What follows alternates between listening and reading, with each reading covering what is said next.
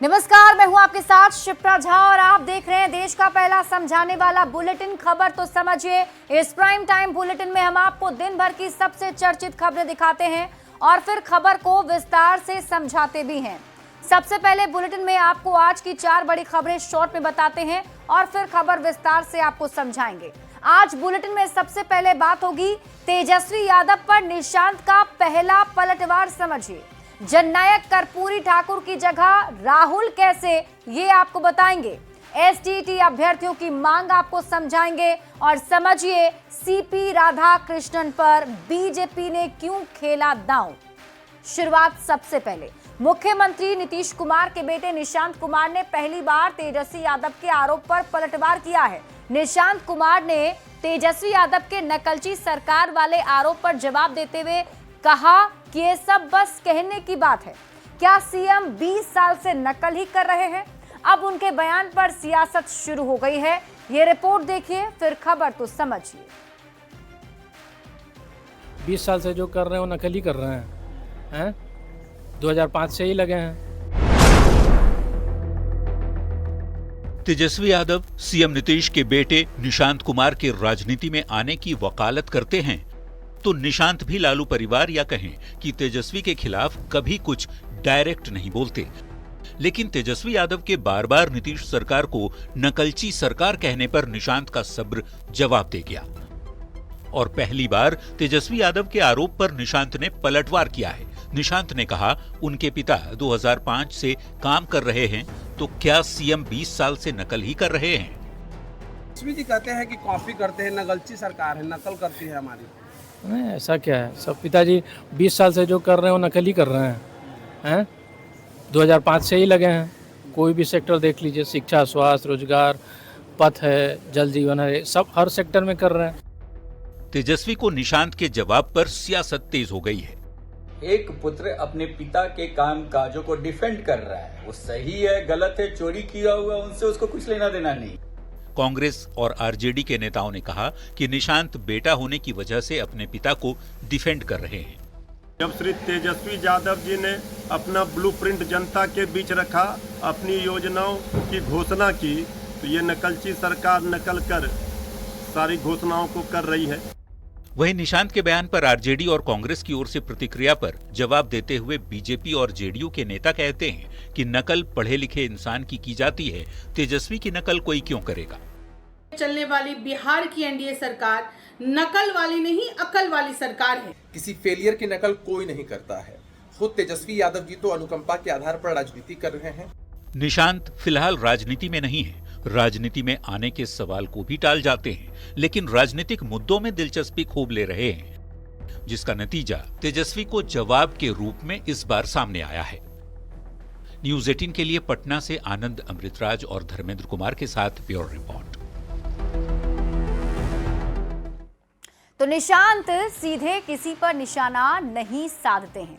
हाँ, वो पिता के विकास कार्यों को जरूर गिनाते हैं। अब आप खबर तो समझिए। देखिए, नेता प्रतिपक्ष तेजस्वी यादव बार बार नीतीश कुमार पर निशाना साधते रहे हैं। बिहार की कानून व्यवस्था पर अक्सर सवाल उठाते हैं और नीतीश सरकार को नकलची सरकार बताते हैं। अब तेजस्वी यादव की ओर से बार बार नकलची कहे जाने पर निशांत कुमार ने जवाब देना जरूरी समझा और सबसे पहला सवाल तेजस्वी यादव से ही किया। निशांत ने पूछा कि क्या 20 साल से पिताजी जो सरकार चला रहे हैं, तो क्या 20 साल से नकल ही कर रहे हैं? निशांत कुमार ने कहा कि मेरे पिताजी नकल नहीं, काम करते हैं। 2005 से काम कर रहे हैं और आगे भी करते रहेंगे और 2025 से 2030 तक नीतीश कुमार ही बिहार के मुख्यमंत्री रहेंगे। निशांत कुमार ने यह भी कहा कि 20 साल से विकास कर रहे हैं पिताजी और सभी सेक्टर के लिए उन्होंने काम किया है। मतलब ये कि निशांत भले ही अभी सक्रिय राजनीति में नहीं हैं, लेकिन निशांत पिता के साथ मजबूती से खड़े हैं और वार करने वालों पर उसी अंदाज में पलटवार भी करते हुए नजर आ रहे हैं। बढ़ते हैं आगे और बात अगली खबर की।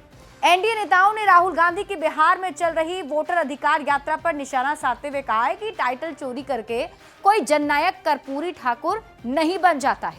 सबसे पहले आप रिपोर्ट देखिए, फिर खबर तो समझिए।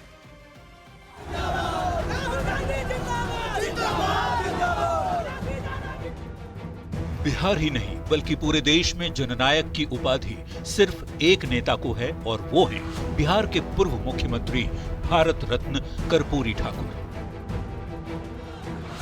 लेकिन बिहार में चल रहे राहुल गांधी की वोटर अधिकार रैली के दौरान जब कांग्रेस ने सोशल मीडिया पर पोस्ट के जरिए राहुल गांधी को जननायक बताया तो बिहार में सियासी बवाल मच गया। आगे जननायक लिखते और पीछे में गांधी लिख लेते, ये लिखने से काम चलेगा क्या? सम्राट चौधरी की तरह जेडीयू के कार्यकारी अध्यक्ष संजय झा ने कांग्रेस पर निशाना साधते हुए सोशल मीडिया पर लिखा, टाइटल चोरी करके कोई जननायक नहीं बन जाता। बिहार की जनता के दिल में बसे जननायक सिर्फ एक हैं और वह है पूर्व मुख्यमंत्री, महान स्वतंत्रता सेनानी एवं समाजवादी नेता जननायक कर्पूरी ठाकुर जी। बिहार में चुनाव है और राहुल गांधी कांग्रेस की खोई हुई जमीन वापस दिलाने के लिए यात्रा कर रहे हैं। ऐसे में कांग्रेस पार्टी उनको प्रोजेक्ट करने में लगी है। अब इसी पर सियासत तेज हो चुकी है। सवाल किया जाने लगा है कि जननायक कर्पूरी की जगह राहुल गांधी कैसे? Bureau report, news 18। और आइए अब समझते हैं कि क्यों यूं ही कोई जननायक नहीं बन सकता। दरअसल जननायक का मतलब होता है जो जनता का नायक हो, जो जनता के दिलों में रहता हो, जो जनता के भले के लिए सब कुछ करता है। ऐसे में देश की राजनीति में सिर्फ एक नेता को जननायक की उपाधि मिली और वो है बिहार के पूर्व मुख्यमंत्री भारत रत्न कर्पूरी ठाकुर। कर्पूरी ठाकुर को पूर्व प्रधानमंत्री चंद्रशेखर ने जननायक की उपाधि दी थी। अब आप समझिए कि कर्पूरी ठाकुर को जननायक आखिर क्यों कहा जाता है। देखिए, कर्पूरी ठाकुर को जननायक इसलिए कहा जाता है क्योंकि वो काफी लोकप्रिय थे। जनहित के कार्य की वजह से उन्हें जननायक कहा गया। वंचित वर्ग के प्रति उनकी प्रतिबद्धता की वजह से उन्हें जननायक कहा गया। दरअसल कर्पूरी ठाकुर को ईमानदारी और साहसिक फैसलों के चलते जननायक कहा गया।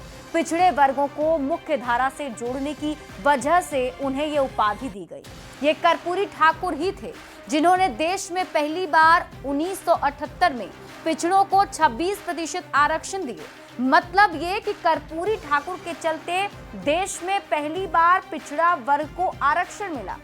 राजनीति में कर्पूरी ठाकुर की सादगी की अभी भी मिसाल दी जाती है। इतने बड़े नेता होने के बावजूद वो रिक्शे से चला करते थे। यही नहीं, फटा हुआ कोट पहनकर ऑस्ट्रिया चले गए थे। क्या आज के समय देश की राजनीति में कोई भी ऐसा नेता है? और इसी बात को लेकर बवाल मचा हुआ है। बढ़ते हैं आगे और बात अगली खबर की।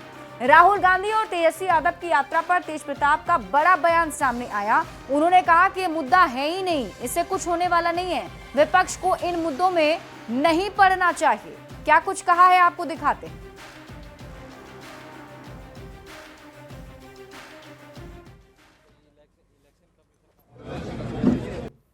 राहुल गांधी तेजस्वी जी लोग यात्रा लगा रहे हैं, अपना मुद्दा को रख रहे हैं, लेकिन ये सब मुद्दा से कुछ होना जाना है नहीं। मुद्दा होना चाहिए शिक्षा का, स्वास्थ्य का, बेरोजगारी का, ये सब मुद्दाएं होनी चाहिए।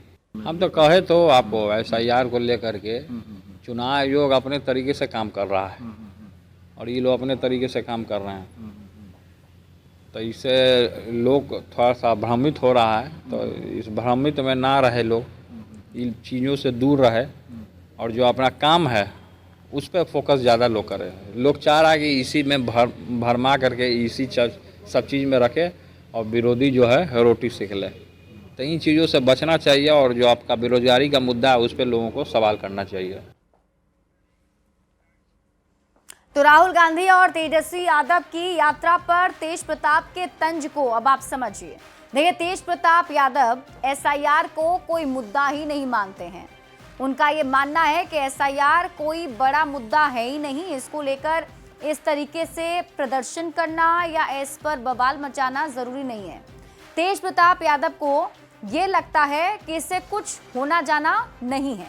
यही वजह है कि वोटर अधिकार यात्रा पर तेज प्रताप यादव नसीहत दे रहे हैं। विपक्ष को इन मुद्दों में नहीं फंसना चाहिए, ये कह रहे हैं। आपको बता दें कि विपक्ष एसआईआर को लगातार एक बड़ा राजनीतिक मुद्दा बनाने में लगा हुआ है। निर्वाचन आयोग पर विपक्ष कई आरोप लगा रहा है। एसआईआर के मुद्दे पर खास तौर पर राहुल गांधी और तेजस्वी यादव यात्रा कर रहे हैं, लेकिन तेज प्रताप यादव एसआईआर को कोई मुद्दा मानते ही नहीं है। यही वजह है कि उन्होंने ये नसीहत विपक्ष के नेताओं को दिया है। बढ़ते हैं आगे और बात अगली खबर की। पटना में अभ्यर्थियों ने एसटीटी परीक्षा की मांग को लेकर सड़क पर जमकर बवाल काटा। डाक बंगला चौराहे पर जब पुलिस ने छात्र के प्रदर्शन को रोका तो बवाल मच गया। पुलिस ने कई छात्रों को हिरासत में लिया है। सबसे पहले आप ये रिपोर्ट देखिए, फिर खबर तो समझिए। हंगामा और बवाल की ये तस्वीरें हैं पटना की, जहां सड़क पर संग्राम छिड़ा है। बिहार में एसटीईटी परीक्षा को लेकर छात्रों का गुस्सा उबाल पर है। एसटीईटी परीक्षा की मांग को लेकर छात्र एक बार फिर गोलबंद हो गए। पटना कॉलेज से शुरू हुआ प्रदर्शन डाक बंगला चौराहे पर बवाल में तब्दील हो गया। छात्र सीएम आवास का घेराव करने पहुंचे थे, लेकिन पुलिस ने उन्हें बैरिकेडिंग कर रोक दिया। इसके बाद जमकर हंगामा हुआ। प्रदर्शनकारी जब नहीं माने तो पुलिस ने उन्हें खदेड़ दिया। इस दौरान कई प्रदर्शनकारियों को हिरासत में भी लिया गया। आज 85% की नौकरी किसके हाथ में जाएगी? तो निश्चित रूप से एसटेट की मांग बिल्कुल जायज है। हम चाहते हैं कि बिहार सरकार जल्द से जल्द फैसला ले, एसटीटी का आयोजन कराए। हम आग्रह कर रहे हैं सरकार से कि हमारी लड़ाई आपसे नहीं है, न प्रशासन से हमारी लड़ाई है। ये सब भाई हमारे सहयोगी हैं, लेकिन निश्चित रूप से प्रशासन के साथ नहीं, हम मुख्यमंत्री जी से वार्ता करना चाहते हैं। एसटीईटी परीक्षा की मांग को लेकर छात्र गोलबंद दिख रहे हैं। पिछले आंदोलन में सरकार के प्रतिनिधियों से छात्र नेताओं की वार्ता हुई थी। बावजूद इसके कोई नतीजा नहीं निकलने पर अभ्यर्थियों में आक्रोश बढ़ता जा रहा है। न्यूज़ 18 के लिए पटना से संवाददाता संजय कुमार की रिपोर्ट। तो एक ही महीने में दूसरी बार एसटीटी अभ्यर्थियों का प्रदर्शन हुआ है। अब आप इसे समझिए। देखिए, 7 अगस्त को पहली बार पटना की सड़क पर उतरकर प्रदर्शन किया था, फिर 18 अगस्त को यानी कि आज फिर से प्रदर्शन हुआ है। ऐसे में पहले एसटीटी को समझ लेते हैं। देखिए, एसटीटी का मतलब होता है सेकेंडरी टीचर एलिजिबिलिटी टेस्ट, यानी कि माध्यमिक शिक्षक पात्रता परीक्षा। ये राज्य स्तरीय पात्रता परीक्षा है जो कि योग्यता का आकलन के लिए ली जाती है। ये परीक्षा माध्यमिक और उच्चतर माध्यमिक विद्यालयों में शिक्षक बनने के इच्छुक उम्मीदवारों के लिए ली जाती है और इस परीक्षा के जरिए कक्षा 9 और 10 के साथ साथ कक्षा 11 और 12 शिक्षक अभ्यर्थियों की परीक्षा होती है। और एसटीईटी पास करने वाले बिहार के सरकारी स्कूलों में शिक्षक पद के लिए योग्य हो जाते हैं। बिहार में अब तक 3 बार 2011 में, 2019 में और 2024 में एसटीटी की परीक्षा हो चुकी है। हालांकि कुछ विषयों की परीक्षा बीच में हुई थी। पटना में प्रदर्शन करने वाले एसटीटी अभ्यर्थियों की मांग है कि टीआरई 4 का एग्जाम जो होने वाला है उससे पहले आप एसटीटी परीक्षा करा लीजिए, क्योंकि अगर पहले परीक्षा हो जाती है तो ये जो अभ्यर्थी हैं ये भी टीआरई 4 के जरिए होने वाली शिक्षक बहाली के लिए योग्य हो जाएंगे।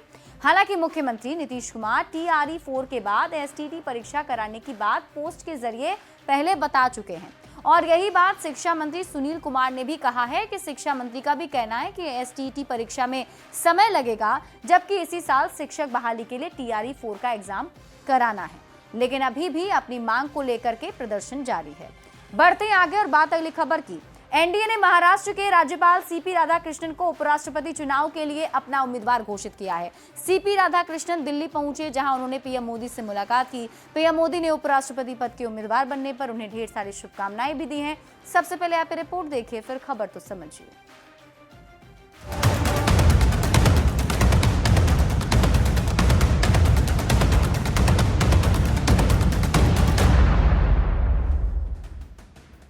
एनडीए ने अपने उपराष्ट्रपति पद के उम्मीदवार के नाम का ऐलान कर दिया है। सीपी राधाकृष्णन एनडीए के उपराष्ट्रपति पद के उम्मीदवार होंगे। ऐलान के बाद पहली बार सीपी राधाकृष्णन दिल्ली पहुंचे, जहां उन्होंने पीएम मोदी से मुलाकात की। पीएम मोदी ने उपराष्ट्रपति पद के उम्मीदवार बनने पर उन्हें शुभकामनाएं दी। इससे पहले दिल्ली एयरपोर्ट पर सीपी राधाकृष्णन का गर्मजोशी के साथ स्वागत किया गया। बीजेपी के वरिष्ठ नेताओं और दिल्ली की सीएम रेखा गुप्ता ने उनका स्वागत किया। किरेन रिजिजू, भूपेंद्र यादव सहित कई वरिष्ठ नेता उनके स्वागत में एयरपोर्ट पहुंचे। सीपी राधाकृष्णन का पूरा नाम चंद्रपुरम पोन्नुस्वामी राधाकृष्णन है। राधाकृष्णन 16 साल की आयु से ही आरएसएस और जनसंघ जैसे संगठनों से जुड़े रहे हैं। वे भारतीय जनता पार्टी के सदस्य रहे हैं। कोयम्बटूर से 2 बार लोकसभा के लिए चुने गए।